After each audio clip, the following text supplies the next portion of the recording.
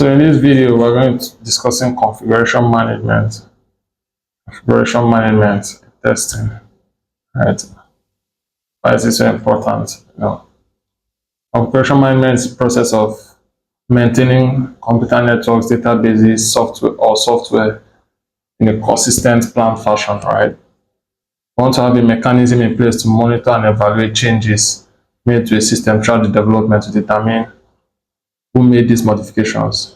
We also want to be able to determine if it is compatible with the rest of the software, right? So it's a multidisciplinary activity. So it means a lot of team members will be involved in configuration management. Some of these team members can be the developers, software developers, people who write the code, configuration manager, person who is responsible for identifying who is accountable for what, right? Person that ensures everybody adheres to the procedures of configuration management. You have the project manager who takes control of the whole project, timelines, goals, and ensuring everybody sticks to their timelines. There's the auditor, person who reviews and audits all and must ensure the final version is consistent. These are the stakeholders, right, that are involved in configuration management. So these stakeholders, what do? They envision, plan, and brainstorm each step of the configuration management process, right? They want to establish scope at this point. The process is defined and recorded so everybody knows what is occurring and what is anticipated. So they identify config items, tasks, and deliverables, right? They identify all these tasks that needs to be done to determine the project's progression, define its completion requirements, etc.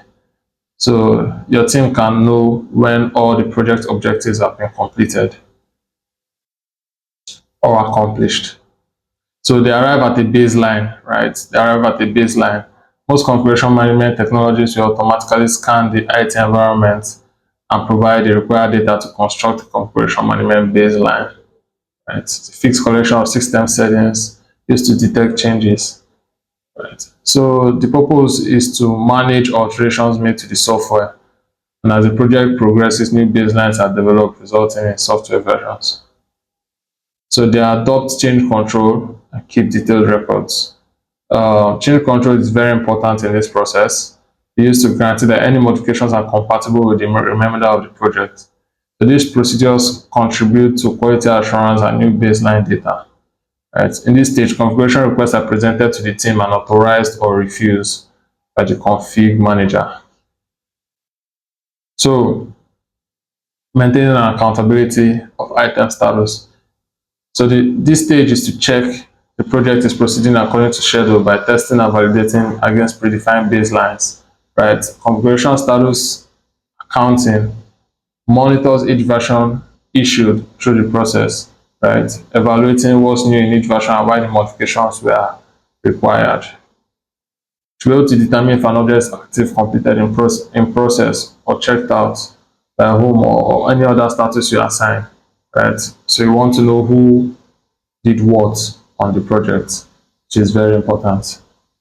Then auditing, right? These guys perform auditing, right? Audit the whole configuration management process, check where to improve, where not to improve.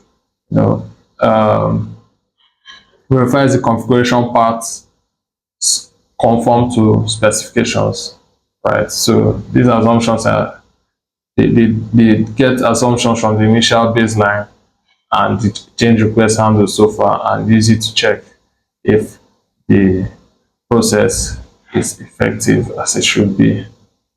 So yeah, that will be all for configuration management. That will be all for configuration management. It's a very important step in the test process. And I'll see you in the next video.